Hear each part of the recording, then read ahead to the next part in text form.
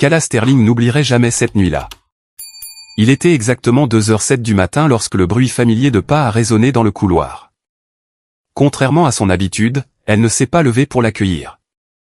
Au lieu de cela, elle est restée assise, le dos parfaitement droit, sur le canapé du salon, une posture qu'elle maintenait depuis 2 heures. Sur la table basse reposait une tasse de tisane à la camomille refroidie depuis bien longtemps. C'était la 3e tasse qu'elle préparait pour son mari, Tim Vance. Les 2 précédentes avaient déjà été versées dans l'évier de la cuisine. Le bruit de la clé tournant dans la serrure a retenti avec une netteté cinglante dans le silence de plomb de la nuit. Tim a ouvert la porte, laissant entrer l'air vif du début d'automne de la Nouvelle-Angleterre ainsi qu'une trace subtile, presque imperceptible, d'un parfum féminin étranger. Il a paru visiblement surpris de voir la lumière du salon encore allumée, bien qu'il ait rapidement masqué son trouble derrière son habituel masque d'épuisement bienveillant. « Calla, pourquoi es-tu encore debout ? Je t'avais dit de ne pas m'attendre. » Calla n'a pas répondu. Son regard serein s'est posé sur Tim tandis qu'il retirait ses mocassins, suspendait sa veste de costume au porte-manteau et s'avançait vers elle. C'était encore un bel homme. À 35 ans, il se maintenait dans une excellente forme physique. Les manches de sa chemise étaient retroussées jusqu'aux avant-bras et sa cravate pendait lâchement autour de son cou, lui donnant cette allure décontractée qu'il réservait au retour à la maison. Mais elle savait que cette décontraction ne lui était plus destinée. « Je vais prendre une douche », a dit Tim en se penchant pour déposer un baiser sur son front. Calla a légèrement incliné la tête, et ses lèvres n'ont fait qu'effleurer le sommet de ses cheveux. Il n'a semblé ni le remarquer ni s'en soucier. Il a bâillé et a fait demi-tour pour s'engager dans le couloir. Tim. Sa voix n'était pas forte. En réalité, elle semblait plus douce que d'ordinaire. Pourtant, les pas de Tim se sont arrêtés net, comme s'il avait été cloué au parquet de chêne. Il n'aurait su expliquer pourquoi, mais il aperçut dans le ton de sa femme une froideur inédite, un frisson glacial qui lui a parcouru l'échine. « Il semble qu'elle soit plus douée que moi pour te garder à ses côtés. » 14 mots à peine, et pourtant chacun d'eux a agi comme un pic à glace s'enfonçant avec précision dans la poitrine de Tim. Il s'est retourné brusquement, tout le sang désertant son visage en une fraction de seconde. Une seule lampe sur pied restait allumée dans le salon. La lueur ambrée et chaleureuse illuminait le profil de Calla, rendant son expression si paisible qu'elle en paraissait presque translucide, semblable à une statue de marbre froid et sans vie. « Calla, qu'est-ce que tu racontes ?» La voix de Tim s'est crispée. « Quoi ? De quoi parles-tu » Calla s'est levée lentement. Elle portait une robe d'été jaune beurre pâle. Ses longs cheveux tombaient naturellement sur ses épaules et elle portait de doux chaussons aux pieds. Son apparence était décontractée, mais elle dégageait une étrange solennité, comme si elle s'apprêtait à honorer un rendez-vous capital. L'Iraror. Lorsque Calla a prononcé ce prénom, les coins de ses lèvres se sont relevés en l'ombre d'un sourire. Ta précieuse L'Iraror. L'air de la pièce a semblé se figer instantanément. Tout le sang a disparu du visage de Tim. Ses pupilles se sont dilatées violemment. Sa bouche s'est ouverte et refermée à plusieurs reprises, comme un poisson rejeté sur la terre ferme essayant d'articuler sans parvenir à émettre le moindre son. Il lui a fallu 10 bonnes secondes pour retrouver la parole. Comment ? Comment le sais-tu ? Non, Calla, écoute-moi. Ce n'est pas ce que tu crois. Sais-tu ce que je déteste le plus chez toi ? L'a interrompu Calla. Sa voix demeurait aussi posée que si elle commentait la météo. Elle a contourné la table basse et s'est dirigée vers l'entrée où une valise Tumi de 70 cm était déjà bouclée et prête. La coque rigide couleur graphite reflétait la lumière froide de la lampe. Ce que je déteste le plus, c'est ton besoin permanent de tout justifier. Elle s'est interrompue. Pourquoi expliquer un acte déjà commis ? Est-ce qu'une explication change les faits ? Est-ce qu'elle efface les nuits où tu n'es pas rentré ? Est-ce qu'elle supprime les messages que je n'étais pas censé voir ? Le regard de Tim est tombé sur la valise. Ses yeux se sont écarquillés. Ce bagage n'avait pas été préparé à la hâte. La poignée télescopique était déjà déployée. La poignée portait la légère patine d'une main qu'il avait tenue un long moment. Tout était prêt. Où vas-tu ? Sa voix s'est brisée. Pour la première fois, elle était teintée d'une panique authentique et viscérale. Calla, où vas-tu en pleine nuit ? Quelque part où tu n'es pas. Calla a saisi la poignée de la valise. Ses gestes étaient élégants et fluides, comme si elle avait répété cette scène des dizaines de fois. Elle s'est penchée pour enfiler une paire de baskets blanches près de la porte. Ses doigts étaient aussi précis que ceux d'un chirurgien lorsqu'elle a noué ses lacets. « Kala, calme-toi. » Tim s'est précipité vers elle, tentant d'attraper la valise. « Je sais que je suis rentré tard ces derniers temps. Le nouveau projet de start-up est très exigeant. Lyra n'est que la chef de projet de l'équipe. Nous faisions des heures supplémentaires ce soir. » Kala. Kala s'est redressée et l'a regardé droit dans les yeux. Ses yeux qui, autrefois, semblaient renfermer les étoiles pour lui, n'étaient plus que deux miroirs gelés reflétant la terreur de son époux. 3 mois et 7 jours. Tim s'est figé. Depuis la première fois où tu as utilisé les heures supplémentaires comme prétexte pour ne pas rentrer, cela fait exactement 3 mois et 7 jours. Elle a marqué une pause. Veux-tu deviner quel jour je l'ai découvert? La bouche de Tim est restée entr'ouverte, muette. Le tout premier jour, a poursuivi Kala d'un ton d'un calme déconcertant. Le jour même où tu as commencé à me mentir, j'ai su. Tu pensais être parfait pour dissimuler les choses. Tu pensais que je ne remarquerais pas que tu avais changé le code de ton téléphone. Tu pensais que le parfum flottant sur ton col pouvait être justifié par un ascenseur bondé. Son ton est resté bas, d'une sérénité terrifiante. Tim n'avait jamais vu sa femme ainsi. La Kala qu'il connaissait était douce, attentionnée, infiniment compréhensive.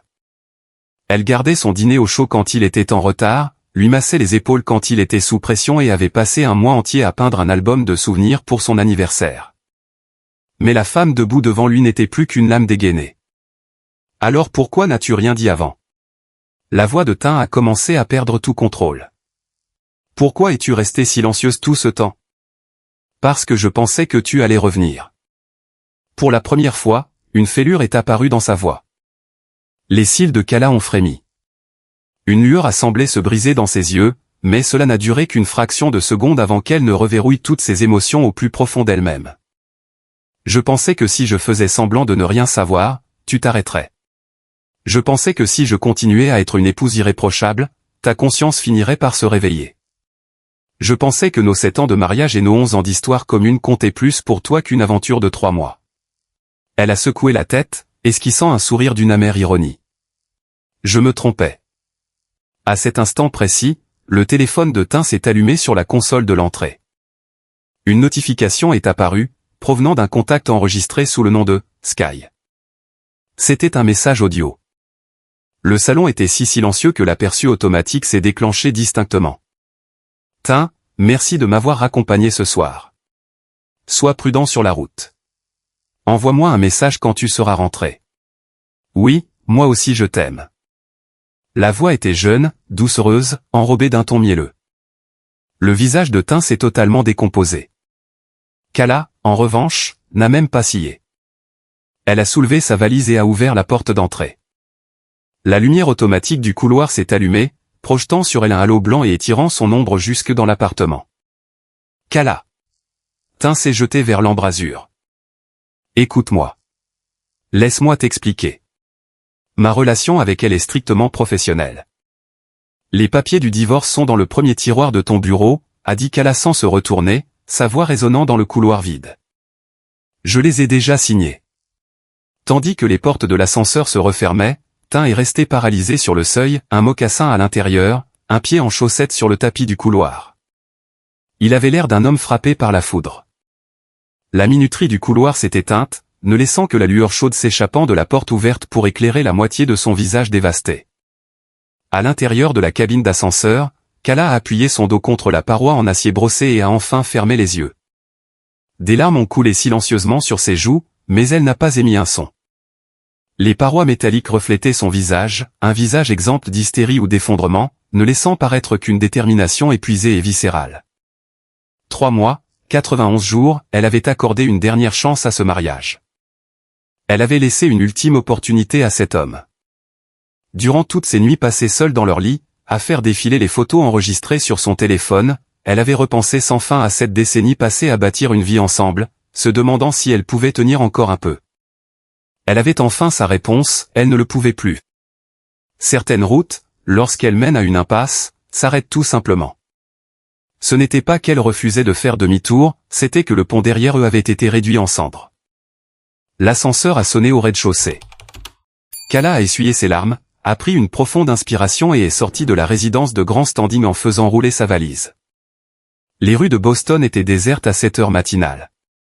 Seuls les réverbères montaient la garde en 2 rangées silencieuses. Sa voiture, une Tesla Model Y blanche, était garée sur un emplacement temporaire devant l'immeuble. C'était un cadeau d'anniversaire offert par Tim l'année précédente. Avec le recul, il jouait sans doute déjà au célibataire fortuné auprès de Lyra lorsqu'il l'avait acheté. Kala a chargé sa valise dans le coffre et s'est assise derrière le volant. Elle n'a pas démarré immédiatement. Elle a sorti son téléphone et a ouvert le journal d'appel pour retrouver le numéro de son avocate, qu'elle avait contacté 3 jours plus tôt. Madame Sterling, nous avons consolidé l'ensemble de la chaîne de preuves, y compris les historiques de virements bancaires, les reçus de l'hôtel Four Seasons et les relevés GPS du détective privé prouvant l'accès au complexe résidentiel. Si vous décidez de lancer la procédure de divorce, je suis certaine que nous obtiendrons une issue très favorable dès le dépôt initial. Elle a composé le numéro. 3 sonneries ont retenti avant qu'on ne décroche. La personne au bout du fil avait manifestement le sommeil léger. Sloan, je suis désolé de vous déranger si tard. La voix de Kala avait retrouvé toute sa maîtrise. J'ai quitté le domicile. Entendu. Nous procédons exactement comme convenu, a répondu l'avocate d'une voix vive et alerte. Je serai au tribunal du comté de Suffolk dès l'ouverture du greffe pour enregistrer la requête. Les demandes d'ordonnance conservatoire d'urgence sur les comptes financiers sont rédigées. Nous devrions pouvoir geler l'ensemble des avoirs matrimoniaux d'ici cet après-midi. Merci. C'est tout naturel. Sloan a marqué une courte pause. Au fait, Kala. Je dois vous le demander une dernière fois, êtes-vous absolument certaine de ne pas vouloir tenter une médiation d'abord? Inutile, a tranché Kala sans laisser la moindre place au compromis. Je lui ai donné 3 mois pour revenir vers moi. Il ne l'a pas fait. C'est maintenant à son tour de découvrir à quelle vitesse on peut tout perdre. Elle a raccroché et a enclenché la marche avant. La Tesla a glissé silencieusement hors de son stationnement pour s'engager sur l'avenue déserte. Dehors, la ville dormait. Les enseignes au néon vacillaient dans l'obscurité comme des yeux incapables de se fermer. Elle a allumé le système audio. Dès que la musique a empli l'habitacle, elle a enfin craqué. Ce ne fut pas un cri, ni une crise d'hystérie. C'était la libération d'une pression accumulée bien au-delà du point de rupture, semblable à une digue qui cède ou à un glacier qui se fracture. Elle a pleuré si fort que tout son corps tremblait. Le volant vibrait sous ses mains. La voiture dérivait légèrement sur la voie déserte, mais elle n'a pas freiné ni ralenti. Elle savait que les larmes finiraient par sécher, tout comme les sentiments finissent par s'épuiser. Quand elle aurait fini de pleurer, sa nouvelle vie commencerait. Dans le rétroviseur, la tour de Back Bay où elle avait vécu pendant 7 ans est devenue de plus en plus petite, jusqu'à n'être plus qu'un minuscule point lumineux qui s'est dissous dans la nuit. Pendant ce temps, dans l'appartement à la porte d'entrée encore grande ouverte, Tim restait figé dans le hall. Son téléphone vibrait sans fin dans sa paume. Il a marché lentement vers son bureau. D'une main tremblante, il a ouvert le premier tiroir de son meuble en chêne sur mesure. La convention de divorce signée reposait là, sans bruit. Chaque mot semblait avoir été gravé au scalpel. La signature de sa femme était nette, assurée, sans hésitation. Chaque trait respirait la finitude. Le nom de Kala Sterling lui a fait l'effet d'un poignard tourné dans les entrailles. Soudain, ses jambes ont flanché. Il s'est effondré sur son fauteuil de bureau en cuir, a saisi son téléphone et a composé désespérément le numéro de Kala. Le numéro que vous demandez est actuellement occupé. Veuillez renouveler votre appel. Une fois. Le numéro que vous demandez est actuellement occupé. 2 fois. L'appareil de votre correspondant est éteint. 10 fois. Tim a projeté le téléphone contre le parquet et a enfoui son visage dans ses mains. Le bureau était plongé dans un silence absolu, troublé seulement par le tic-tac de l'horloge murale et sa respiration de plus en plus hachée. Soudain, il s'est souvenu du matin même avant son départ au travail, un détail inhabituel s'était produit. Kala n'était pas venue l'accompagner jusqu'à la porte pour ajuster sa cravate. Elle était simplement restée debout près de l'îlot de la cuisine, sa tasse de café à la main, en disant « Sois prudent sur la route ». Sur le moment, il avait trouvé cela étrange, Mais la précipitation du matin avait chassé cette pensée. Il comprenait désormais la vérité, sois prudent sur la route, n'était pas une consigne bienveillante. C'était son adieu définitif. À l'autre bout de la ville, Kala s'engageait sur l'Interstate 93. Elle a accéléré, entr'ouvrant la vitre de quelques centimètres. Le vent nocturne s'est engouffré dans l'habitacle, séchant les larmes sur ses joues et balayant la dernière trace de faiblesse qu'elle s'autoriserait cette nuit-là. D'une main sur le volant, elle a ouvert l'application de notes de son téléphone de l'autre. Aller à la banque dès la première heure demain matin pour virer ma part désignée des liquidités communes sur mon compte de courtage personnel. Confirmé avec Sloan, il s'agit d'une mesure conservatoire classique et parfaitement légale. 2. Retrouver Gideon dans l'après-midi pour signer le contrat d'investissement en utilisant la valeur nette de mes biens propres antérieurs au mariage. 3.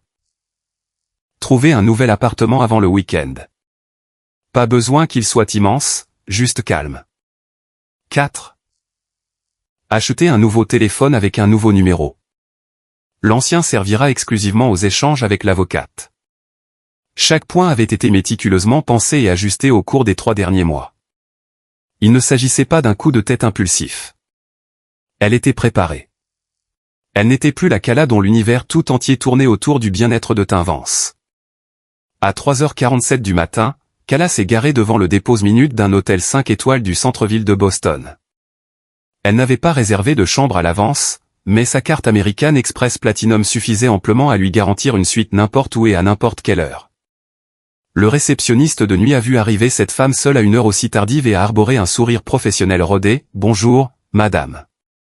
Avez-vous une réservation ? » ?»« Non.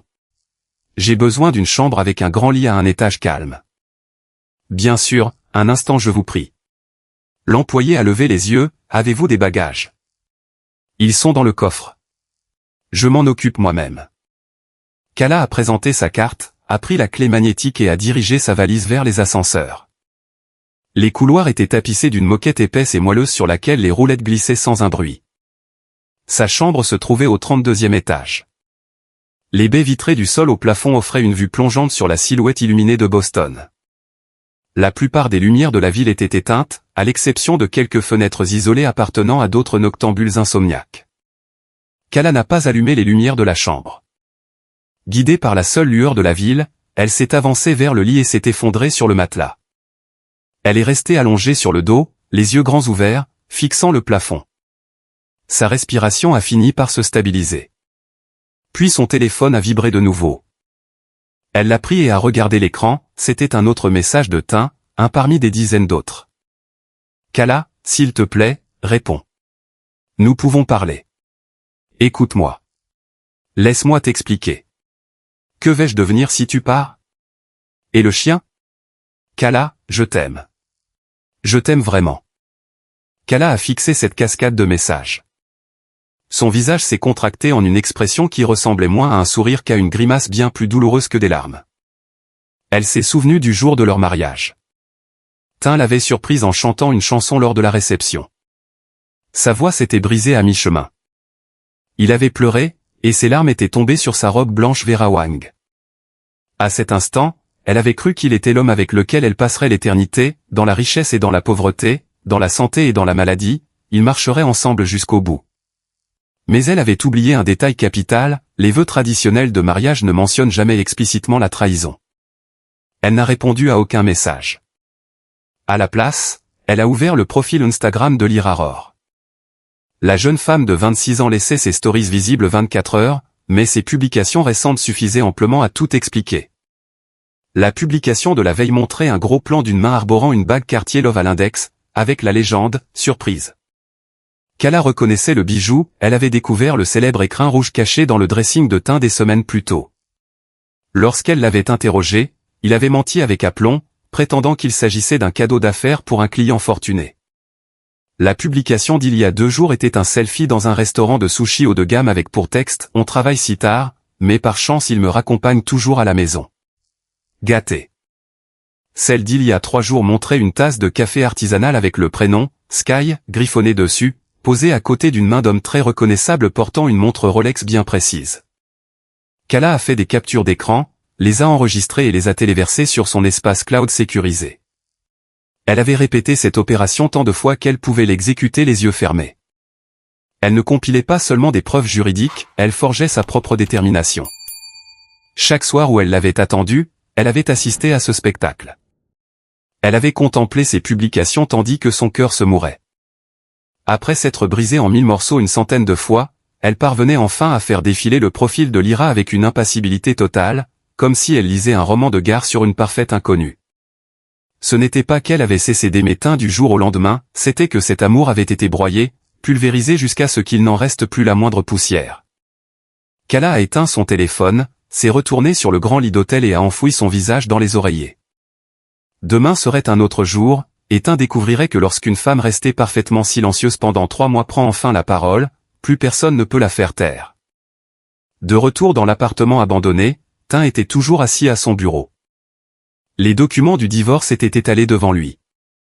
Il les a lus du début à la fin, et à chaque paragraphe, son visage pâlissait un peu plus.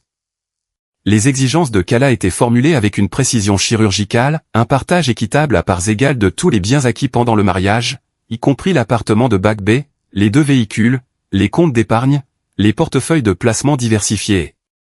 Plus terrifiant encore, sa part légale des parts de la start-up technologique de Tin. Elle ne réclamait rien de plus que son droit le plus strict, mais pas un centime de moins. Cependant, ce qui a fait battre le cœur de Tin de manière anarchique, c'était l'avenant joint à la fin.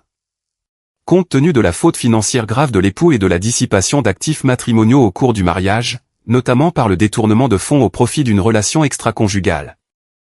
La requérante se réserve le droit de solliciter une répartition inégale de la masse matrimoniale ainsi qu'une prestation compensatoire. Le montant précis sera fixé lors de la phase de communication des pièces sur la base des relevés bancaires obtenus par voie judiciaire. Elle avait des preuves. Cette prise de conscience a plané au-dessus de sa tête comme la lame d'une guillotine. Tout son corps s'est raidi. Il a réalisé qu'il ne connaissait pas du tout sa femme.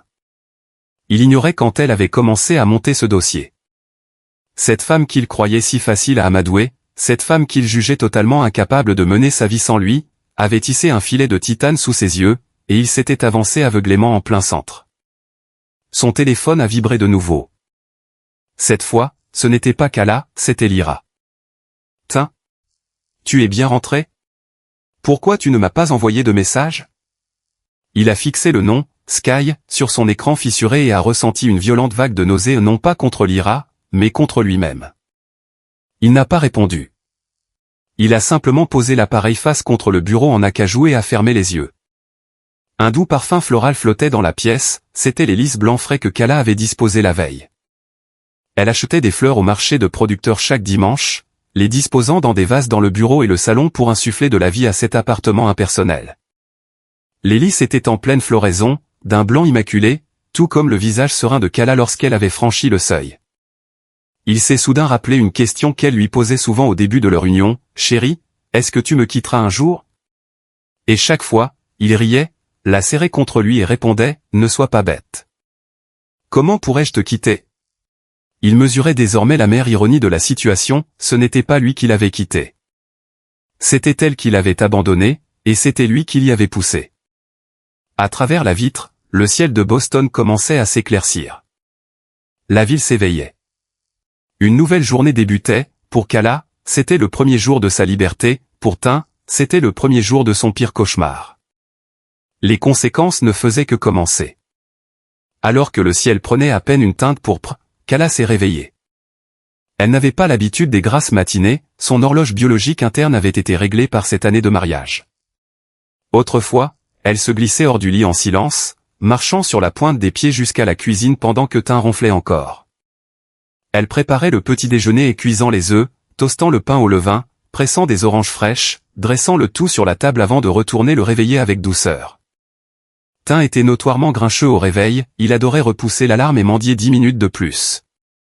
Elle s'asseyait sur le bord du matelas, le cajolant patiemment comme on négocie avec un enfant qui refuse d'aller à l'école. Pendant longtemps, elle avait cru que cette routine constituait le bonheur. Avec le recul, elle réalisait qu'il ne s'agissait que de l'effort unilatéral d'une comédienne jouant un monologue devant une salle vide. Les rideaux occultants de l'hôtel étaient épais, mais un filet d'aube s'infiltrait par l'interstice, traçant une fine ligne dorée sur la moquette. Kala s'est assise. L'oreiller portait encore l'humidité de ses larmes de la nuit. C'était froid contre sa joue. Elle l'a effleuré du bout des doigts, comme on inspecte les contours d'une plaie qui commence déjà à cicatriser. Il y avait 37 messages non lus sur son téléphone, tous envoyés par Tin entre 2h30 et 5h07 du matin, une avalanche ininterrompue de panique. Elle n'en a ouvert aucun. À la place, elle a ouvert sa conversation avec son avocate, Sloan Mercer. Sloan, je serai à votre cabinet à 8h30. La réponse est arrivée presque instantanément. Parfait. Le dossier complet est prêt. J'ai déposé la requête en divorce et la demande en référé pour les mesures financières conservatoires il y a 1 heure. Le juge les traitera en priorité dès l'ouverture des greffes. L'ordonnance de blocage devrait être signifiée aux banques en début d'après-midi. En lisant le mot « blocage », le cœur de Kala a eu un léger sursaut, mais elle a vite repris contenance. Elle s'est rappelé une vérité implacable, il ne s'agissait pas d'une vengeance, mais d'une limitation des pertes. Lorsqu'une entreprise découvre qu'un associé détourne des fonds, la première étape ne consiste pas à parlementer, elle consiste à verrouiller le coffre-fort. Elle s'est levée et est entrée dans la salle de bain en marbre. Elle a réglé la douche sur une température nettement plus froide que d'habitude. L'eau glacée cinglant sa peau l'a réveillée d'un coup. Elle est restée sous le jet les yeux fermés, laissant l'eau ruisseler sur chaque parcelle de son corps comme pour effacer toute trace persistante du contact de son mari. Ensuite, elle s'est séché les cheveux et a appliqué un maquillage léger et impeccable. La femme qui la regardait dans le miroir semblait identique à celle de la veille, mais elle savait que l'architecture de son âme s'était modifiée. Son regard avait changé, la tendresse et l'espoir désespéré qui l'habitaient autrefois avaient été expulsés, remplacés par une résolution froide et impénétrable. Elle a enfilé un tailleur pantalon bleu marine sur mesure. C'était la tenue la plus coûteuse de sa garde-robe, achetée l'année précédente chez Saks Fifth Avenue. Elle avait hésité pendant 1 heure avant de tendre sa carte bancaire. Lorsque Tin avait appris le prix, il s'en était plaint pendant 3 jours, ronchonnant que cette somme aurait pu lui payer une nouvelle série de clubs de golf sur mesure. À l'époque, Kala n'avait pas répliqué. Avec le recul, elle souriait de l'ironie, Tin s'était acheté ses clubs de toute façon. Mais là n'était pas la question, elle avait besoin de revêtir son armure la plus solide pour mener la bataille la plus difficile de son existence. À 8h20 précise, Kala est entrée dans les bureaux cossus de Mercer et Associates en centre-ville. Sloan Mercer avait 3 ans de plus que Kala et avait elle-même survécu à 2 divorces éprouvants. Sur le mur derrière son bureau en verre était encadrée une calligraphie latine dont la traduction signifiait « Je préfère me briser comme le jade que de rester intacte comme l'argile ».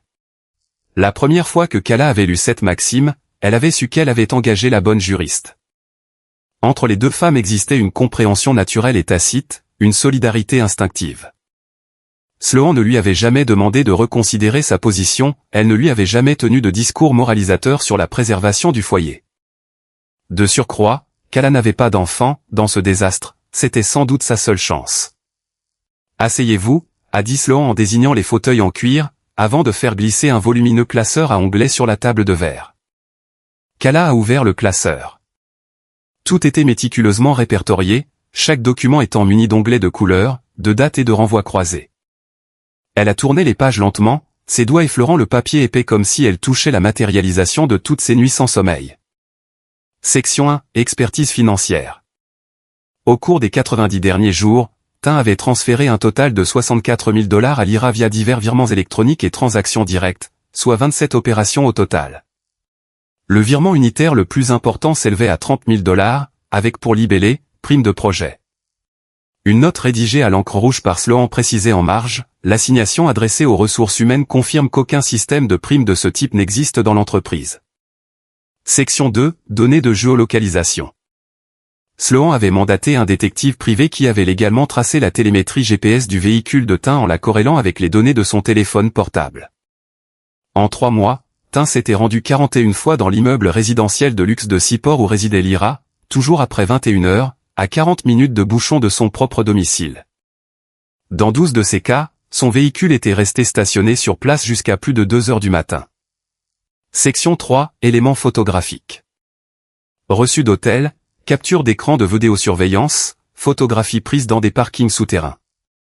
Sur l'un des clichés haute définition, Tin et l'IRA pénétraient dans le hall du Four Seasons de Miami, la main de Tin reposait bas sur la taille de la jeune femme tandis que l'IRA levait les yeux vers lui, rayonnante.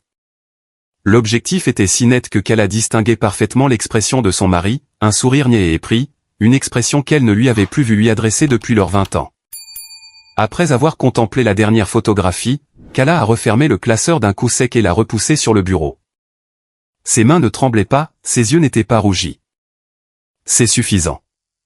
Sloan l'a observé quelques secondes, évaluant l'état psychologique de sa cliente. Enfin, elle a hoché la tête, bien. Parlons stratégie. Sloan a saisi un feutre effaçable et a tracé une frise chronologique sur son tableau blanc. Premièrement, d'ici 14 heures aujourd'hui, le juge aura signé l'ordonnance conservatoire d'urgence. Tous les comptes courants de Tain, les comptes de courtage commun et ses actions dans sa start-up seront légalement bloqués. Il ne pourra pas retirer un seul dollar au-delà de son minimum vital légal, ni céder ou transférer la moindre part. Deuxièmement, demain matin, l'huissier de justice lui signifiera l'assignation officielle à son bureau. C'est à ce moment qu'il découvrira que vous ne demandez pas un simple divorce pour altération définitive du lien conjugal, vous le poursuivez pour manquement à ses devoirs fiduciaires sur les biens matrimoniaux et réclamez un partage inégal du patrimoine. Troisièmement, l'audience préliminaire sera probablement fixée dans environ 4 semaines. Durant ce laps de temps, il va tenter de vous contacter par tous les moyens imaginables pour vous supplier d'abandonner vos demandes financières ou de régler l'affaire à l'amiable. Mon conseil juridique est simple, soyez un fantôme. Vous ne le voyez pas, vous ne répondez pas à ses appels, vous n'écrivez pas. Chaque communication doit transiter par mon bureau. Kala a acquiescé, c'est compris. Il y a une dernière chose, a hésité Sloan. La start-up de Tain est en train de finaliser une levée de fonds majeure en série B. Si son infidélité, ses détournements financiers et le gel de ses parts deviennent publics, il y a de très fortes chances que les fonds de capital risque se retirent. Cela ressemble à un problème qui concerne Tain Vance, a répondu Kala d'un ton parfaitement neutre. Lorsqu'il dépensait notre épargne commune pour financer le train de vie d'une fille de 26 ans, s'est-il soucié de tout perdre? Sloan a fixé la femme assise en face d'elle. Un sourire carnassier et admiratif s'est étiré sur les lèvres de l'avocate, parfait. Elle s'est levée et a tendu la main, alors, apprenons-lui ce que signifient les conséquences de ses actes. Kala lui a serré la main fermement. Lorsqu'elle a quitté le cabinet, il était 10 heures du matin. Elle n'est pas retournée à l'hôtel. À la place, elle a pris la route vers un parc technologique à Cambridge pour y retrouver Gideon Hay. Gideon était son ami le plus proche depuis l'université. Il était le fondateur d'une entreprise de stockage d'énergie renouvelable en pleine expansion qui avait bouclé son tour de table l'année précédente, avec une valorisation dépassant déjà les 100 millions de dollars. 3 mois plus tôt, avant que son univers ne bascule, Kala avait commencé à discuter discrètement d'un investissement avec lui. Son projet consistait à mobiliser une ligne de crédit adossée au petit appartement qu'elle possédait à South Boston avant son mariage pour injecter 5 millions de dollars dans l'entreprise de Gideon. Tain n'en savait absolument rien. Cet appartement provenait d'un héritage de sa grand-mère défunte reçu avant les noces, selon les lois du Massachusetts, il constituait un bien propre exclusif. Tain n'avait aucun droit dessus et ignorait même que le crédit en était intégralement remboursé. Pendant des années, Kala avait conservé ce bien comme son fonds d'extrême urgence. Aujourd'hui, cette urgence allait devenir le socle de sa renaissance. Kala, es-tu sûr d'avoir bien pesé ta décision? Gideon a posé une tasse de café devant elle dans son bureau vitré, le visage grave. 5 millions, c'est un effet de levier énorme. Et compte tenu de ta situation personnelle actuelle. Ma situation est précisément la raison pour laquelle je dois le faire, l'a interrompu Kala en buvant une gorgée de café noir. J'ai besoin d'un objectif. J'ai besoin de canaliser toute mon énergie dans un projet pour ne pas sombrer. Le travail est le seul remède efficace. Gideon est resté silencieux un instant, observant sa vieille amie. Puis il a sorti un épais document juridique du tiroir de son bureau, voici le protocole d'accord d'investissement final. Mon équipe juridique l'a validé 3 fois, tu obtiendras 3% d'actions de préférence avec un dividende annuel garanti d'au moins 8%. Après une période de blocage de 3 ans, tu pourras te retirer ou siéger au conseil d'administration. Si tu as besoin de liquidité avant ce terme, je rachèterai personnellement tes parts à la valeur marchande du moment. Kala a pris le stylo sans même prendre la peine de relire le jargon juridique, elle confierait sa vie à Gideon les yeux fermés. Où dois-je signer? Gideon lui a indiqué la ligne. Il l'a regardé tracer son nom, lettre après lettre. Lorsqu'elle a terminé, il n'a pu retenir sa question plus longtemps. Tin sait que tu fais cette opération, n'est-ce pas? Vous deux. Tout va bien? Nous divorçons, a coupé Kala avec fluidité. Les yeux de Gideon se sont agrandis, bien qu'il ait vite masqué sa stupéfaction. En tant que PDG rompu aux crises, il savait garder son sang-froid, mais Kala était sa meilleure amie depuis la faculté et il avait été le témoin de leur mariage. La nouvelle l'a frappé de plein fouet. Pourquoi? Il couche avec sa chef de projet, a énoncé Kala sur le ton anodin avec lequel on annoncerait une rupture de stock de lait. Gideon s'est adossé à son fauteuil, la scrutant intensément pour déceler une éventuelle détresse contenue. Dans ses souvenirs, Kala était la pacificatrice du couple. Lorsqu'elle sortait avec Tin à l'université, elle était rayonnante, dévouée, le pilier de leur histoire. Quand cela a-t-il commencé? Il y a environ 3 mois, même si je soupçonne que le jeu de séduction a débuté bien plus tôt. J'ai les preuves, Gideon. Absolument toutes. Gideon a pris une profonde inspiration. Il a réalisé alors qu'il n'avait jamais totalement cerné Kala, elle avait toujours paru si douce, semblable à une liane ayant besoin d'un chêne solide pour s'élever, mais en réalité, c'était elle le chêne. Elle n'avait simplement jamais ressenti le besoin de le prouver jusqu'à ce que quelqu'un porte la hache à ses racines. De quoi as-tu besoin que je fasse? A demandé Gideon d'une voix plus grave. De rien. Kala a glissé le contrat dans son sac et s'est levée. Tout est sous contrôle. Je voulais simplement t'informer de ma situation, je ne suis plus Madame Vance. Je suis de nouveau Kala Sterling. Tu as toujours été Kala Sterling pour moi. Gideon s'est levé et lui a posé maladroitement une main sur l'épaule, incertain de la manière de réconforter une femme devenue de marbre. Si tu as besoin de quoi que ce soit, et je dis bien quoi que ce soit, tu m'appelles. Kala a souri, un sourire teinté d'amertume mais chargé d'un immense soulagement. Ne t'inquiète pas, je ne vais pas disparaître. Après avoir quitté Cambridge, Kala s'est rendu dans une agence immobilière. Il lui fallait un logement, pas nécessairement immense, un 2 pièces ferait l'affaire, mais lumineux, calme et situé dans un quartier où aucun visage de son ancienne vie ne viendrait croiser le sien. L'agent lui a fait visiter 3 biens. Elle a choisi le 2e, un appartement au 6e étage sans ascenseur dans un immeuble ancien en briques à Somerville. La ventilation y était excellente et le petit balcon donnait sur la cime de vieux platanes.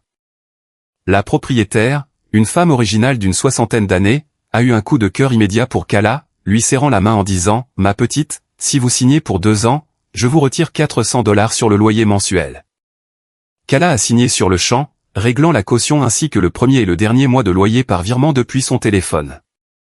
Une fois le bail conclu, elle s'est rendue dans un grand magasin Target pour y acheter le nécessaire de survie, brosse à dents, serviettes, draps en coton égyptien, couettes, batterie de cuisine, huile d'olive, sel marin, sauce soja et vinaigre balsamique. Peu à peu, le chariot rouge s'est rempli, cette fois pensé pour un foyer composé d'une seule personne. En observant le service d'assiette d'un rose poudré mat qu'elle venait d'y déposer, elle a songé à la vaisselle de luxe laissée dans l'appartement de Back Bay.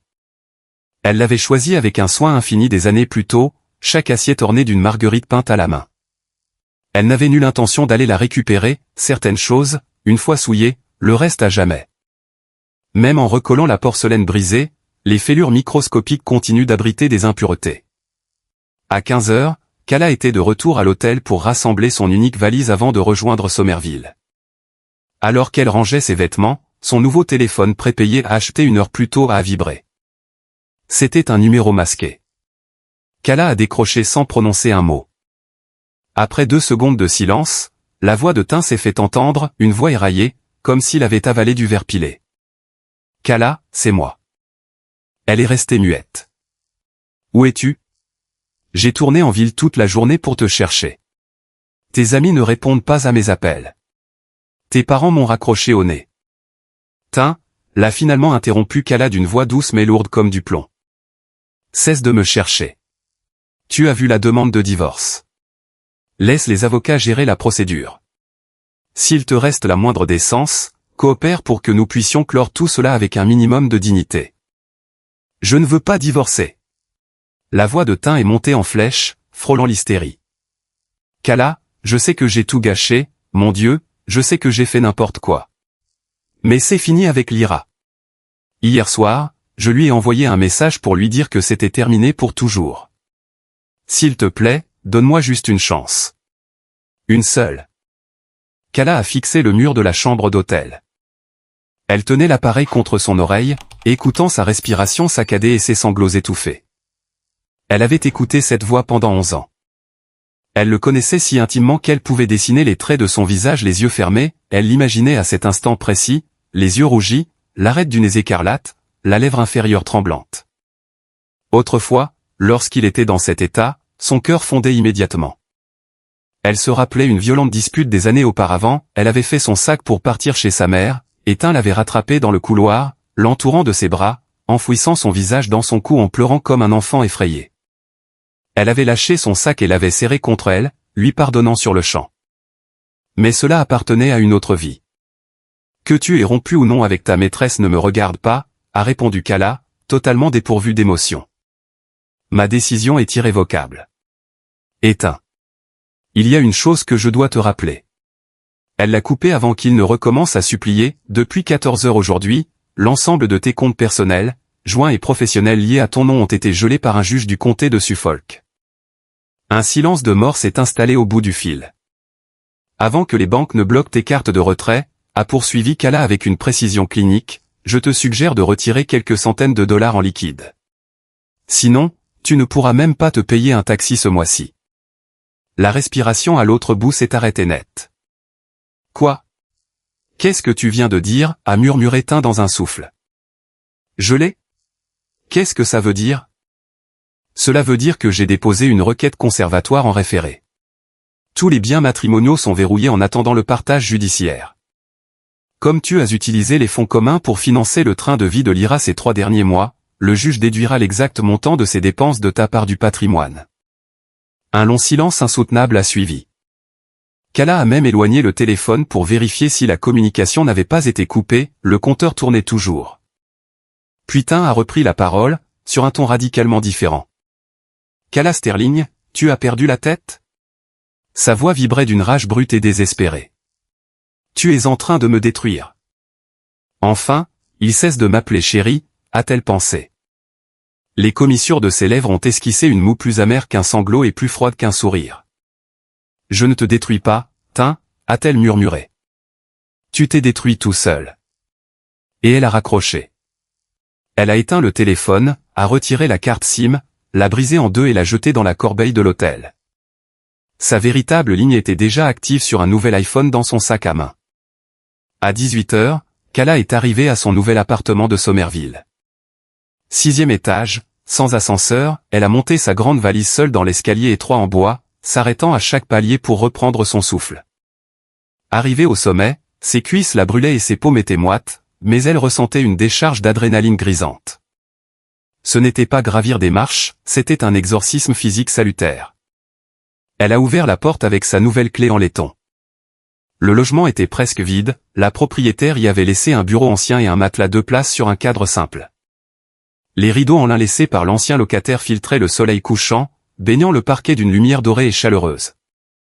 Kala a tiré sa valise dans la chambre et a ouvert la fenêtre pour laisser entrer la brise d'automne. En bas dans la rue, des enfants jouaient à chat sur le trottoir, en face, un couple âgé dégustait un verre de vin sur son perron.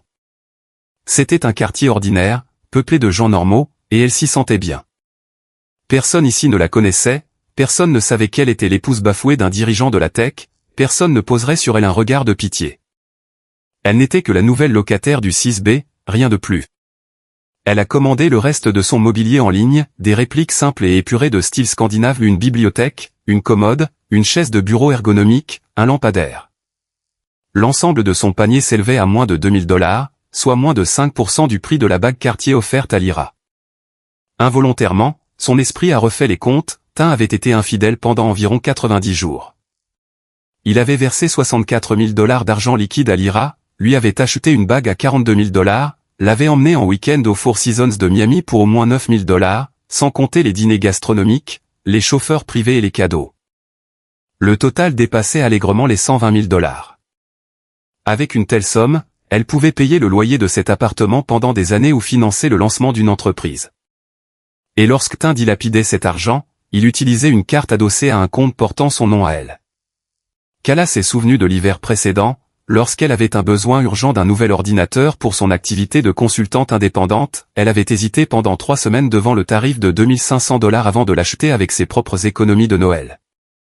Elle s'est souvenue aussi de son envie de s'inscrire à un studio de pilates réputé de Back Bay. Tin avait regardé le prix de l'abonnement en disant « C'est hors de prix, ma chérie. Soyons prudents avec nos dépenses ce trimestre. » Elle avait donc annulé sa séance d'essai. Elle avait vécu dans une rigueur financière absolue, sanctuarisant leur compte commun pour permettre à la start-up de prospérer, persuadée qu'ils bâtissaient un empire ensemble. Et pendant qu'elle jouait les bâtisseuses économes, lui jetait des liasses de billets aux pieds d'une jeune femme de 26 ans. Kala a appuyé son dos contre le mur nu et a levé les yeux vers le plafond, une fine fissure courait de la moulure jusqu'au plafonnier. Elle l'a fixé longuement, jusqu'à ce que ses yeux lui piquent. Mais elle n'a pas pleuré, elle avait déjà versé assez de larmes pour noyer cette fissure. À 20 h, elle est descendue dîner dans la brasserie du coin. La patronne était une grecque dynamique qui donnait des ordres à son jeune serveur. Kala n'a pu s'empêcher de sourire devant cette animation. Elle a commandé un mijoté de bœuf traditionnel accompagné de pain au levain chaud et de beurre. Le plat était copieux, fumant, réconfortant. La viande fondait sous la fourchette. Elle a mangé lentement, savourant chaque bouchée et nettoyant son assiette avec le pain. Au moment de payer à la caisse, la propriétaire l'a regardée avec bienveillance. « Oui, juste moi. »« Eh bien, revenez quand vous voulez, ma jolie. Vous trouverez toujours de quoi bien manger ici. » « Merci. » En sortant du restaurant, la brise nocturne a caressé ses joues. Debout sur le trottoir à regarder passer les phares des voitures, elle a ressenti soudain que ce simple carrefour de Somerville était 1000 fois plus chaleureux que l'appartement de plusieurs millions de dollars qu'elle venait de quitter. De retour chez elle, elle a allumé son nouvel iPhone et s'est connectée à un compte Instagram flambant neuf. Sa photo de profil était une silhouette d'arbre et son identifiant n'était autre que son nom de jeune fille, Kala Sterling. Elle a enregistré un unique contact dans son répertoire, Sloan Mercer. Sloan, nouveau numéro. Joignable uniquement ici. La réponse a fusé. Enregistré. 2 nouvelles. Premièrement, le blocage a été officiellement signifié aux banques, ses comptes personnels et joints sont verrouillés. Deuxièmement, Tin a fait irruption dans le hall de mon cabinet il y a 1 heure pour exiger une médiation. Je lui ai dit que nous pourrions discuter s'il signait une déclaration sous serment reconnaissant l'adultère et la dissipation d'actifs. Kala a tapé, a-t-il signé? Non. Il prétend qu'il n'y a pas eu d'infidélité physique, parlant d'une simple connexion émotionnelle ambiguë. Kala a fixé ces mots. Un rictus glacé a étiré ses lèvres, une connexion émotionnelle ambiguë. Quel élégant euphémisme corporate. Réserver des suites communicantes aux Four Seasons était une connexion ambiguë, virer des dizaines de milliers de dollars était une connexion ambiguë. La lâcheté de Tin ne la surprenait pas, le premier réflexe de tout infidèle est de nier, minimiser et manipuler. Ils ne disent jamais « je t'ai trahi », ils disent « tu sors tout de son contexte ». Kala n'a pas répondu à Sloan. Elle a ouvert son application de notes et a inscrit la première ligne de sa nouvelle vie. Jour 1, piège juridique refermé. Emménagement terminé. Ragoût savouré. 0 larmes. Elle a posé le téléphone face contre le matelas, a éteint la lampe et a fermé les yeux. Dans l'obscurité, elle entendait les battements réguliers de son propre cœur, fort, résilient, semblable à celui d'un patient qui s'éveille d'une transplantation réussie. Pendant ce temps, dans l'immense appartement de Back Bay, Tin traversait la plus longue nuit de ses 35 années d'existence. Toutes les lumières étaient allumées pour simuler le plein jour. Assis sur le canapé design, il fixait un étalage de cartes bancaires et de relevés de compte. Sur le sol gisaient les débris de son téléphone principal. Il avait tenté d'accéder à ses comptes bancaires depuis sa tablette, compte restreint. Veuillez contacter votre conseiller. Il avait voulu commander un véhicule avec sa carte, paiement refusé. Il avait essayé le paiement sans contact, échec. Il ne lui restait que $340 sur un compte en ligne secondaire. L'immense majorité de ses liquidités étaient liées au compte d'investissement du couple, et la justice venait d'en sceller l'accès. Il a ouvert son portefeuille en cuir, il avait exactement $120 en espèces. Voici où en était cet homme dont la fortune théorique se chiffrait en dizaines de millions, ses liquidités disponibles étaient inférieures à $500. Tin s'est mis à jeter ses cartes de crédit contre le mur, une par une, en hurlant débordé d'injures. Alors que la carte en métal rebondissait contre la cloison, le téléphone fixe a sonné. Une seule personne utilisait encore cette ligne, sa mère. Maman. Tain, que se passe-t-il au nom du ciel? La voix de Blitevance était perçante. Ma carte a été refusée au supermarché. Tain a fermé les yeux et s'est pincé l'arête du nez. Il avait oublié, des mois plus tôt, il avait rattaché le compte de sa mère à son portefeuille principal pour l'aider à régler ses frais médicaux. Les fonds provenant d'un compte matrimonial, la décision de justice avait également bloqué ce flux. Le système bancaire effectue une grosse mise à jour de ses serveurs, a-t-il menti posément. Tout rentrera dans l'ordre demain. Il n'avait pas le courage de lui avouer la vérité, il ne pouvait pas dire à sa mère très pieuse qu'il couchait avec une fille de 26 ans et que sa femme venait de le paralyser financièrement. Et Kala? J'ai essayé de l'appeler sur son portable mais je tombe directement sur sa messagerie. Son téléphone est tombé dans l'évier. Elle en aura un nouveau demain. Tain. La voix de sa mère s'est adoucie pour devenir tranchante. Vous vous êtes disputé? Laisse-moi te dire une chose, mon garçon, ne t'avise pas de faire du mal à cette fille. Elle est la meilleure chose qui te soit jamais arrivée. Maman, je suis épuisé, s'est étranglé Tain. Je te rappelle demain. Il a raccroché brutalement. Le salon a replongé dans le silence, troublé seulement par le ronronnement du réfrigérateur. Tain s'est effondré sur le canapé. Son regard a dérivé vers une photo encadrée sur le meuble télé, c'était leur 5e anniversaire de mariage à Nantucket. Tous deux vêtus de lin blanc, la brise marine rabattait les cheveux de Kala sur son visage, et l'objectif l'avait immortalisé en train de glisser tendrement une mèche derrière son oreille. Il a fixé ce cliché un long moment, avec l'impression soudaine que ces deux êtres étaient de parfaits étrangers. Était-ce vraiment lui? Était-ce vraiment Kala qui souriait avec tant d'éclat que ses yeux se plissaient en deux croissants de lune? Il a cherché désespérément à identifier l'instant précis où son mariage avait commencé à pourrir, le moment où il s'était lassé, le moment où l'Ira était devenue une obsession. Mais plus il y pensait, plus il réalisait qu'il n'y avait eu aucun tournant spectaculaire. Le mariage ne s'était pas dégradé, Kala ne s'était pas négligée et n'était pas devenue acariâtre.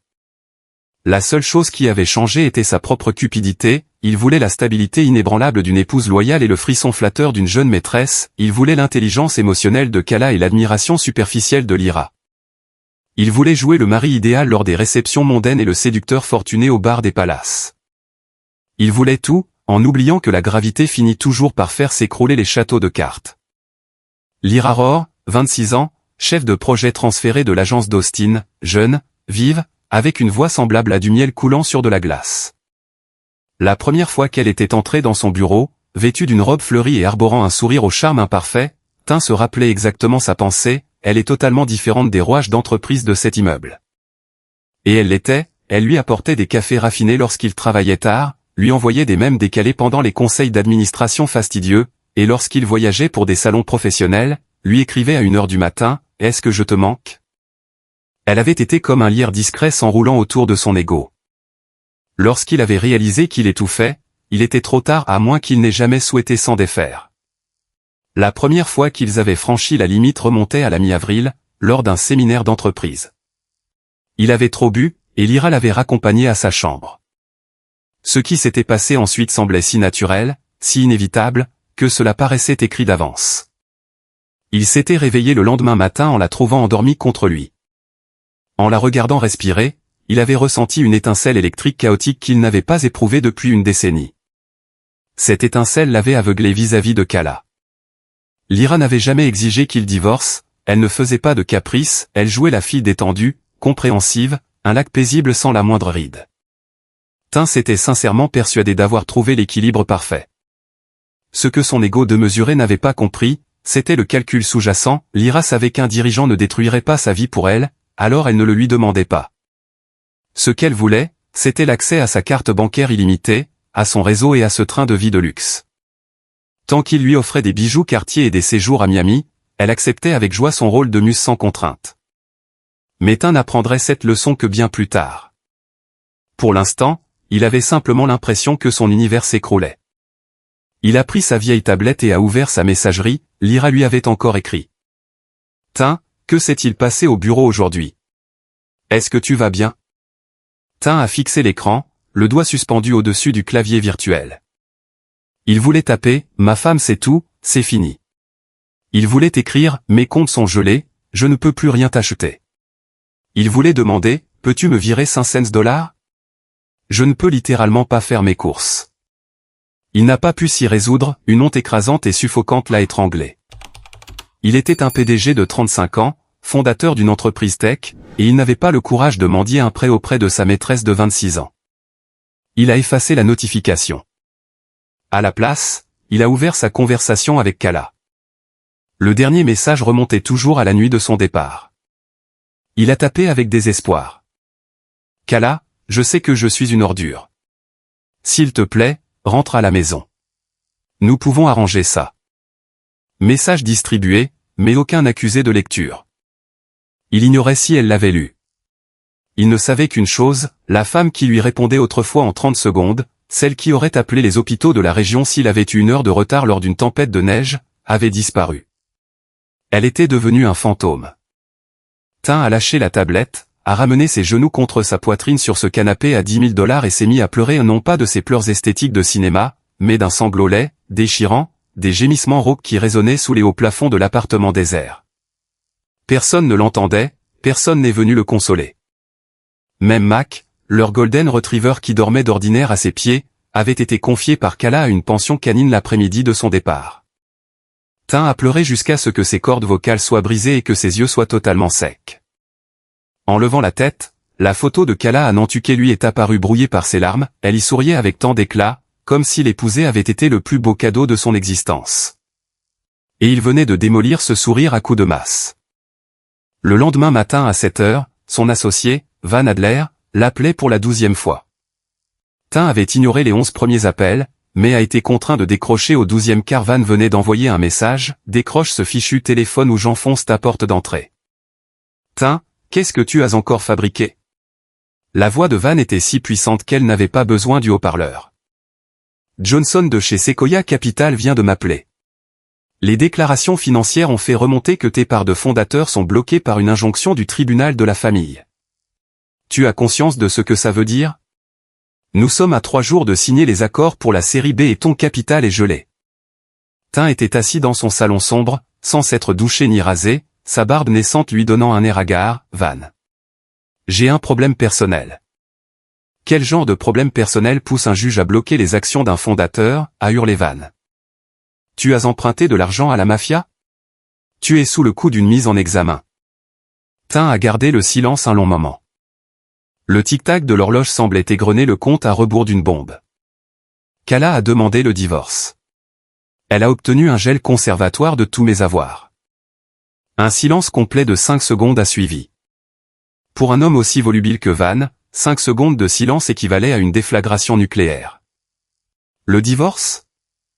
A murmuré Van, abasourdi. Vous avez dîné avec ma femme et moi la semaine dernière. Kala était parfaitement normale, elle prenait des nouvelles du tournoi de foot de mes enfants. Elle a découvert la vérité. Découvert quoi? Tin ne parvenait pas à le formuler devant son brillant associé, j'ai fait une erreur. Van a poussé un long soupir semblable à un pneu qui se dégonfle, tu l'as trompé. Ce n'était pas une question. Tin n'a pas démenti. Van a juré entre ses dents. Il connaissait Kala depuis avant que Tin ne la rencontre, c'était lui qui les avait présentés lors d'une fête étudiante à l'université, et il avait porté un toast à leur mariage en les qualifiant de couple modèle. Et pour les investisseurs? La voix de Van était épuisée. Nous avons besoin de 40 millions pour nous développer. Et je vais devoir entrer dans une salle de réunion pour expliquer que notre PDG ne peut pas disposer de ses propres actions parce qu'il a été incapable de rester fidèle? Je vais régler ça, Van. Régler quoi? Van a lâché un rire sardonique, tu penses pouvoir séduire un juge de la cour supérieure? Va la supplier. Quoi? Mets-toi à genoux et supplie Kala de lever le blocage. Van a marqué un temps d'arrêt, je te prenais pour l'homme le plus intelligent de cette boîte. Je réalise maintenant que tu es un parfait imbécile. La ligne a coupé. Tin est resté immobile, la tablette tremblant dans ses mains. Il voulait répliquer, mais il n'avait aucun argument, il avait été stupide. Il avait une femme brillante, une entreprise florissante et une vie que des millions d'hommes auraient rêvé d'avoir. Et il avait tout misé sur une jeune fille en robe d'été et la banque avait raflé la mise. Puis sa tablette a émis une notification, c'était Lyra. Tain. Le bureau est en ébullition. La rumeur dit que tes parts sont gelées. Tout le monde raconte sur la messagerie interne que ta femme te poursuit en divorce. Dis-moi que ce n'est pas vrai. La voix de Lyra n'avait plus rien de doux, le ton mielleux s'était évaporé pour laisser place à une angoisse aiguë. Qui t'a dit ça, a répondu Tain, les doigts raides. Tout le monde en parle. Quelqu'un a consulté le registre public des tribunaux. Tain, combien de choses m'as-tu caché? Tu ne m'avais pas promis qu'elle ne la prendrait jamais? Tu ne m'avais pas dit qu'elle était trop passive pour agir? Tain a fermé les yeux. Quand avait-il dit cela? Il a fouillé sa mémoire et ses souvenirs, lors de confidences sur l'oreiller aux Four Seasons, grisé par le vin cher et sa propre arrogance. Elle ne se doute de rien, avait-il murmuré. Elle ne partirait jamais, elle dépend trop de moi. Aujourd'hui, ses confidences revenaient lui fracasser le crâne comme un boomerang. Lyra, ma femme sait absolument tout. Les petits points de saisie sont apparus, ont disparu, puis sont réapparus. Enfin, son message est arrivé. Est-ce qu'elle va s'en prendre à moi? Va-t-elle réquisitionner mes comptes bancaires? M'assigner à comparaître au tribunal? Je refuse que ma réputation soit détruite dans cette entreprise, Tain. Je vais me faire licencier. Tain a fixé l'écran. Un rire amer et nerveux est monté dans sa gorge, Lyra ne s'inquiétait pas pour lui, elle ne s'inquiétait pas pour leur prétendue histoire d'amour. Elle était terrifiée à l'idée d'être prise dans le souffle de l'explosion. Elle ne fera rien, a tapé Tain, bien qu'il ignore totalement ce que Kala projetait. Qu'est-ce que tu en sais, a rétorqué Lyra. Tu disais aussi qu'elle ne saurait jamais rien. Je pense que nous devons faire une pause. Gardons des relations strictement professionnelles par l'intermédiaire de ton assistante jusqu'à ce que tout cela se tasse. N'écris plus sur mon numéro personnel. La porte venait de se refermer. Propre, net, impitoyable. Tain a contemplé l'écran, se sentant profondément ridicule, il venait de sacrifier 11 années d'un partenariat solide pour une fille qui actionnait le siège éjectable à la seconde exacte où l'argent cessait de couler et où la situation se compliquait. Elle ne lui avait même pas demandé comment il allait. Il a pensé à Kala. Des années auparavant, lorsque son projet d'entreprise n'était qu'une ébauche, il avait contracté une grave pneumonie avec une fièvre frôlant les 40 degrés, Kala était restée 3 jours d'affilée au chevet de son lit d'hôpital. Dormant sur une chaise en plastique et manquant ses examens finaux de master. Quand il lui avait dit qu'elle n'aurait pas dû faire cela, elle lui avait caressé les cheveux en disant « Tu es ma famille. Si je ne prends pas soin de toi, qui le fera ?» Cette femme qui aurait pris une balle pour lui était aujourd'hui en train de raser méthodiquement son existence. À 9 heures, ses parents sont arrivés. Un voisin indiscret de l'immeuble avait remarqué la porte entr'ouverte depuis des heures, avait aperçu Tain assis dans le noir semblable à un cadavre et avait trouvé le contact d'urgence de sa mère auprès du concierge. Blitz a presque défoncé la porte. C'était une femme franche et directe issue de la classe ouvrière de South Boston, elle n'a pas posé de questions d'emblée. Elle a marché droit vers la cuisine et a ouvert le réfrigérateur, devant les restes avariés et les barquettes de vente à emporter, elle s'est retournée, les larmes aux yeux. J'ai su que quelque chose n'allait pas dès que la banque a bloqué ma carte. Blitz a foncé vers son fils, où est Kala? Qu'est-ce que tu lui as fait? Arlon Vance se tenait dans l'encadrement de la porte, un homme discret qui avait travaillé 40 ans sur les docks avant de prendre sa retraite, vêtu d'une chemise en flanelle usée et portant un sac en toile rempli de conserves maison que sa femme avait préparé pour Kala. Kala et moi. Tain s'est étranglé avec ces mots. Crache le morceau. Blitz a frappé la table basse. Je l'ai trompé. Les mots sont enfin sortis, et avec eux, le barrage s'est rompu, Tain a éclaté en sanglots. Il ne pleurait pas par repentir, mais parce que le poids de la vérité lui écrasait physiquement les poumons. Un silence de mort s'est abattu sur le salon. Blitz l'a fixé, la bouche bée, la stupéfaction a fait place à l'horreur, puis l'horreur s'est embrassée en une fureur aveugle. Elle s'est jetée sur lui, l'a saisi par le col de sa chemise et l'a secoué violemment. Espèce d'arrogant imbécile. Sa voix a claqué comme un fouet, cette fille t'a donné 7 ans de sa vie.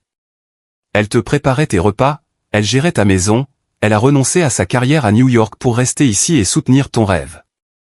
Et toi, tu es allé chercher. Elle l'a giflé de toutes ses forces. Le claquement a résonné dans tout l'appartement. Tain n'a pas esquivé, il a laissé sa mère le frapper. La douleur physique était une distraction bienvenue face à l'agonie qui lui broyait la poitrine. As-tu la moindre idée de ce qu'elle a sacrifié? Arlon a enfin bougé, il s'est avancé lentement dans la pièce, a sorti un paquet de cigarettes de sa poche et en a allumé une au beau milieu du salon immaculé, rejetant une longue volute de fumée vers le plafond. Qui est la fille? A grondé sa voix grave. Une chef de projet de la boîte. Elle a 26 ans. Arlon a lâché un rire sec et grinçant, et c'est quoi ton plan, génie? Et pourquoi le ferait-elle? Arlon a regardé son fils avec une expression que Tin ne lui avait jamais vue, ce n'était pas de la colère, c'était du dégoût. Un dégoût absolu et total. Je t'ai élevé pour être un homme d'honneur. Où est passée ta conscience, Tin? Papa.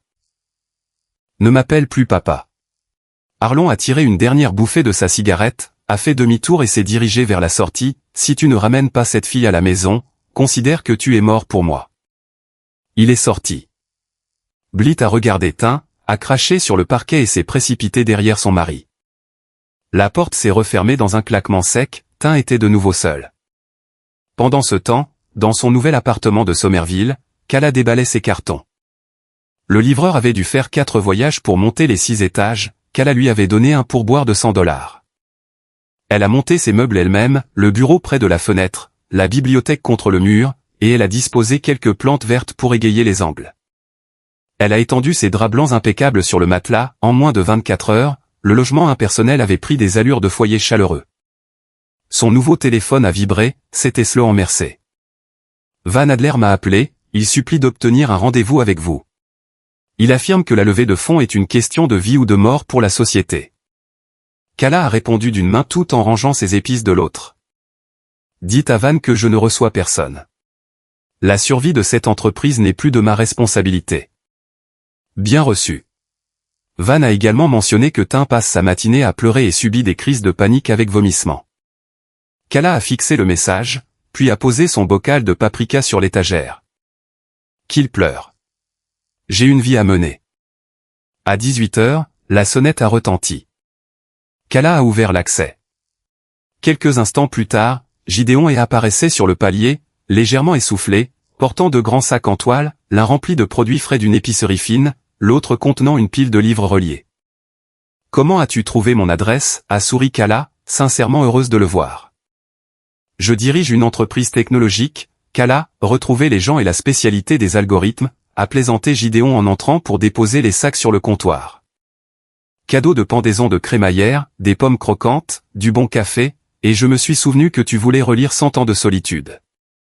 Kala a ressenti une douce chaleur dans la poitrine, au milieu du cataclysme de sa vie, il restait un ami attentif qui se souvenait de ses fruits préférés et de ses lectures. Gideon a fait le tour du petit appartement, j'aime beaucoup. Cet endroit a une âme, contrairement au musée où tu vivais avant. Il s'est appuyé contre le plan de travail, les documents pour tes parts sont enregistrés, tu détiens officiellement 3% de ma société. Quelle est ta prochaine étape?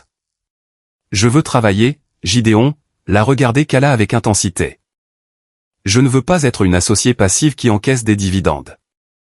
J'ai un diplôme en stratégie marketing, j'ai mis ma carrière entre parenthèses pour jouer les épouses dévouées, mais j'en ai fini de jouer. Gideon l'a observé, la Kala de ses années étudiantes était brillante mais effacée, la femme debout devant lui avait le regard d'un tireur d'élite. Le poste de vice-présidente du marketing est vacant, a-t-il proposé doucement. Je le prends, a répondu Kala sans l'ombre d'une hésitation. Je commencerai le lundi suivant le jugement définitif du divorce, je refuse de signer le moindre contrat professionnel avec mon nom d'épouse. Gideon a esquissé un rire en levant les mains, c'est adjugé, salaire au prix du marché en plus de tes parts. Tu sais, Kala. Tu es resplendissante. Elle n'a pas rougi, elle a simplement souri d'un sourire sincère. Avant de partir, Gideon s'est arrêté sur le seuil, si Tin tente de t'importuner, appelle-moi. Je n'ai aucune tolérance pour les lâches qui intimident les femmes. Il ne le fera pas, Kala a verrouillé la porte derrière lui. Ce soir-là, Tin Vance s'est assis sur les marches froides en béton de la maison des parents de Kala, dans la banlieue de Boston. Il s'y était rendu au volant d'une voiture de location, sa Tesla étant déchargée et ses cartes bancaires bloquées.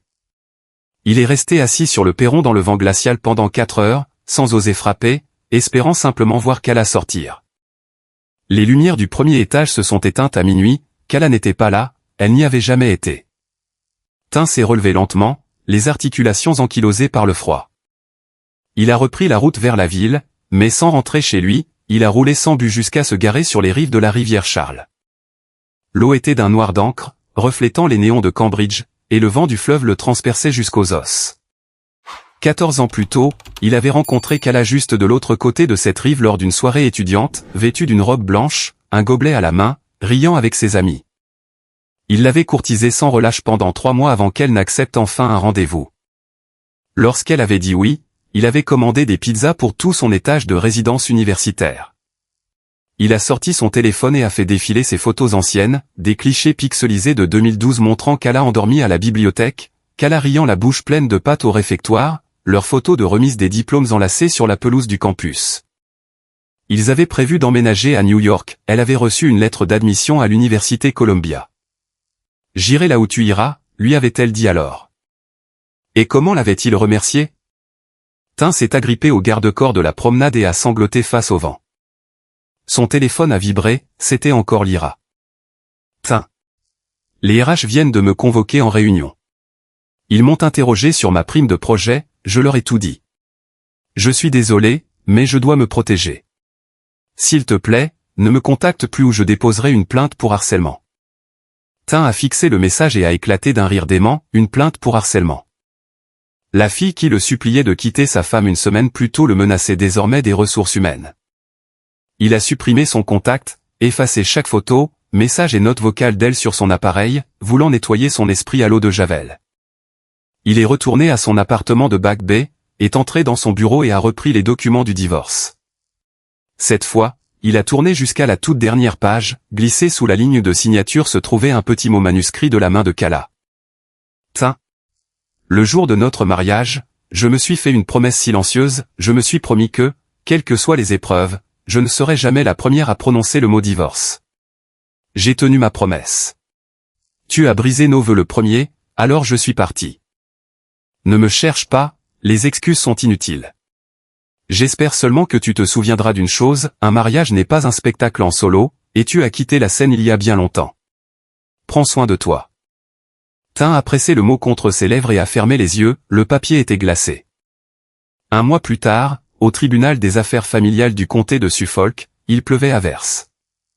Calla se tenait dans le couloir de marbre devant la salle 4B, vêtue d'un tailleur noir ajusté sur un chemisier en soie, les cheveux tirés en un chignon impeccable, sans aucun bijou, son alliance reposait dans un écrin au fond d'une décharge à Somerville.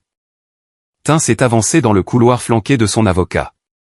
Il ressemblait à un fantôme, ayant perdu 7 kilos, son costume flottant sur ses épaules. En l'apercevant, il s'est arrêté net. « Calla » a-t-il chuchoté. « Tu n'as plus le droit de m'appeler ainsi » a répondu Calla d'une voix parfaitement posée. La poitrine de Tin s'est soulevée, 11 ans, Calla. Tu as anéanti 11 ans de notre vie en 3 mois. Comment as-tu pu m'effacer si facilement? Calla a fait un pas vers lui, le claquement de ses talons résonnant sèchement sur le marbre. As-tu pensé à nos 11 ans lorsque tu réservais des suites communicantes au Four Seasons? As-tu pensé à nos 11 ans lorsque tu lui virais mes économies? As-tu pensé à nous lorsque tu l'embrassais à Miami? Le couloir est devenu silencieux comme une tombe. Je t'ai laissé tant de chance, Tin. Chaque soir où tu m'as menti en face, je t'ai offert l'occasion d'avouer. J'ai gardé le silence parce que je croyais que ta culpabilité l'emporterait sur ton ego, je pensais que tu m'aimais assez pour t'arrêter. Ses yeux sont devenus durs comme de l'obsidienne, mais tu as utilisé ma patience comme une arme contre moi. Et maintenant? Maintenant, je ne t'aime plus. Ces mots ont frappé Tin comme une balle en plein cœur, je ne t'aime plus. La haine signifiait qu'il restait encore de la passion, l'indifférence signifiait qu'il était mort pour elle. Les genoux de Tin ont cédé, il s'est laissé glisser le long du mur en marbre, enfouissant son visage dans ses mains, pleurant silencieusement dans le couloir du palais de justice. Calla l'a regardé une seconde, puis s'est détourné et a franchi les lourdes portes en chêne de la salle d'audience. 2 heures plus tard, tout était terminé, le juge avait prononcé le divorce, validé les pénalités financières pour les fonds dissipés et dissous définitivement leur union. Calla a franchi les portes du tribunal sous une pluie battante. Gideon l'attendait au bord du trottoir près de son véhicule, un grand parapluie noir à la main. « C'est fait ?» a demandé Gideon. Calla a levé les yeux vers le ciel gris de Boston, a humé l'odeur de la pluie sur le bitume et a hoché la tête, « C'est fait. » Où allons-nous? Gideon n'a posé aucune question et a conduit jusqu'à Cambridge, se garant près de la vieille cour. Le campus était paisible sous l'averse. Kala a marché sur les allées pavées jusqu'à atteindre le grand chêne centenaire derrière la bibliothèque, c'était au pied de cet arbre que Tin lui avait demandé de devenir sa compagne 14 ans plus tôt. Elle a plongé la main dans son sac, en a sorti la bague de fiançailles Cartier, celle que Tin lui avait offerte à l'époque où il ne possédait rien, et l'a déposée délicatement au creux des racines. 14 ans, a-t-elle murmuré face au vent. Tout s'arrête ici. Elle a fait demi-tour et a regagné la voiture. Assise sur le siège passager, elle a baissé le miroir de courtoisie pour vérifier son rouge à lèvres. Très bien, a dit Kala, ses yeux brillant d'une lueur nouvelle et indomptable. J'ai assez pris de repos. Allons au bureau, j'ai une stratégie marketing à présenter. Gideon a souri, a enclenché la vitesse et s'est engagé sur Massachusetts Avenue. À la radio, une chanson mélancolique d'Adèle a commencé à résonner, Kala a tendu le bras et a changé de station avec assurance. Elle n'avait plus besoin de chansons tristes, elle n'avait plus besoin d'attendre qui que ce soit au milieu de la nuit. Pour Tin Vance, ce jour marquait l'anéantissement de tout son univers. Mais pour Kala Sterling, observant la ville défiler à travers la vitre, ce n'était que le premier jour du reste de sa vie.